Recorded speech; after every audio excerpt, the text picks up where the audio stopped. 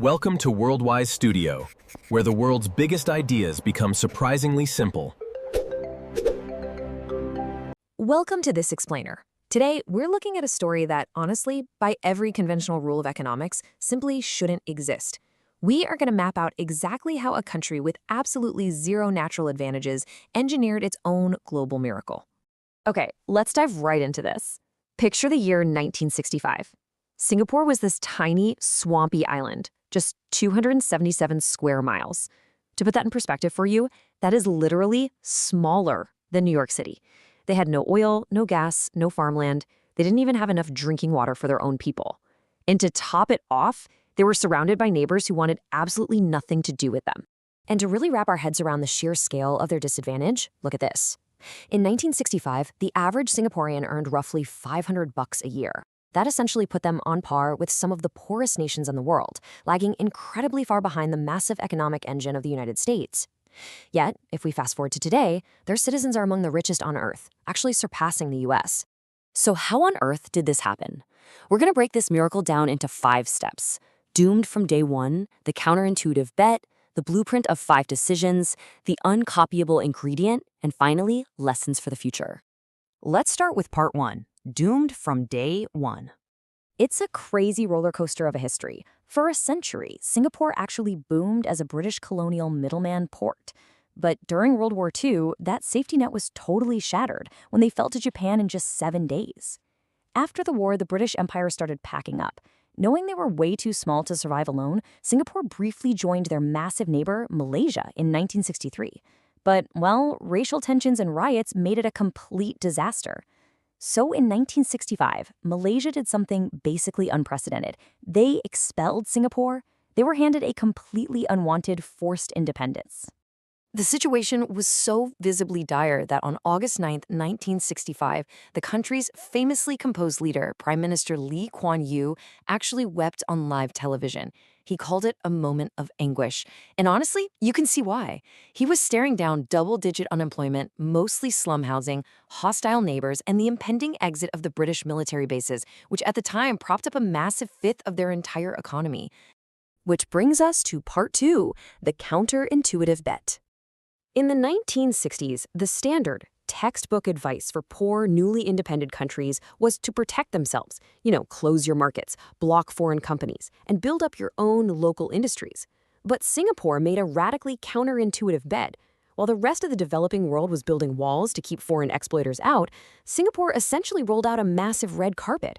They literally begged foreign multinational companies to come in, betting that these huge corporations would bring the capital, the technology, and the jobs they so desperately needed. But think about it. Why would a global company move to a chaotic, poor island? Well, to get them to stay, they needed a flawless strategy. Let's get into part 3, the blueprint, and the 5 decisions behind their success. We can break down this unprecedented rise into a 5-step blueprint. I want you to pay close attention as we walk through these specific decisions, because that 5th step, that is the precise reason no other nation has been able to replicate this economic miracle. For decision 1, they realized something crucial. If you have absolutely no resources to sell, you have to sell trust. While neighboring regions were plagued by bribery, red tape, and instability, Singapore completely crushed corruption. They set up one of the world's most feared anti-corruption agencies. And eventually, they did something wild. They started paying their government ministers salaries comparable to corporate CEOs. The logic was actually pretty brilliant. Pay them exceptionally well to ensure you get top talent, and jail them if they still cheat. They proved to the world that their rules were rock solid and totally reliable for business. This builds perfectly into decision 2. Singapore sits right at the mouth of the Malacca Strait, which is a crucial global shipping choke point. But geography alone is just potential, right? In the late 60s, global shipping was shifting to those big metal shipping containers we see today. While other global ports dragged their feet to protect traditional dockworker jobs, Singapore fully leaned in. In 1972, they opened their first container terminal, turning their geographic location into an unstoppable, high-speed machine that today handles a 1/5 of the world's shipping containers. For decision 3, they built the worker before the job. Singapore treated its citizens as its absolute only natural resource, so they effectively industrialized their education system. They created a supply chain where schools were aligned directly with whatever industries the economy needed next. We're talking technical skills for factories in the 60s, engineering in the 80s, and finance and biotech in the 2000s. And crucially, despite being a newly independent Asian nation, they kept English as the mandatory working language. That ensured every single graduate was perfectly plugged into the global market. Now, decision 4 is perhaps the most surprising one of all. Singapore became incredibly rich, partly because of extremely aggressive government public housing. Back in 1965, most people lived in slums, but the government's Housing and Development Board started aggressively building affordable flats. And within a single generation, they moved almost the entire population into clean, modern apartments. Today, a staggering 80% of Singaporeans live in government-built public housing.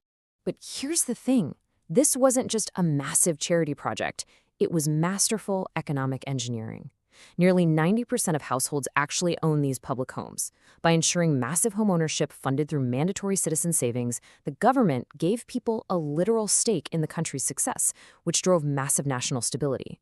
They also implemented strict ethnic quotas in every housing block, forcing different communities to live side by side.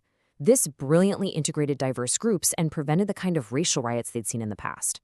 All right, moving to part 4, the uncopyable ingredient.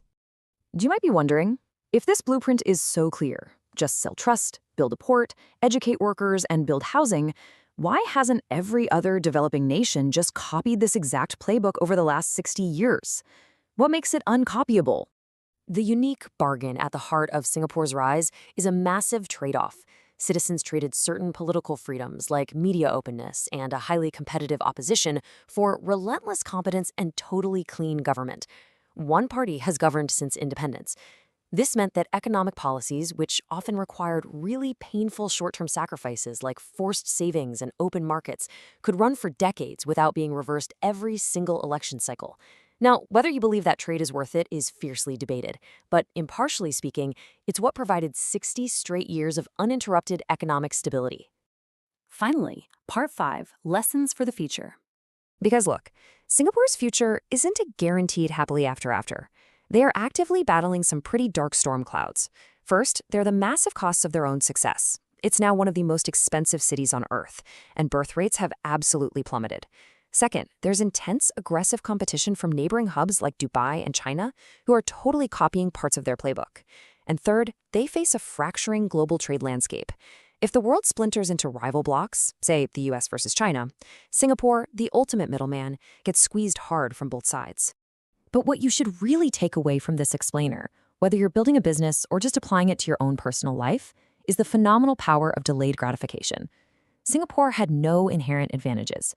What they had was the sheer discipline to stick to a long-term plan, consistently paying painful short-term costs to achieve massive, long-term compounding. I want to leave you with this provocative thought to ponder today. Looking entirely impartially at the undeniable, astronomical wealth they've generated from absolutely nothing, right alongside the strict political compromises that were required to keep that engine running uninterrupted, is this a deal you would make for your own country? Thanks for joining me on this explainer, and I'll catch you in the next one.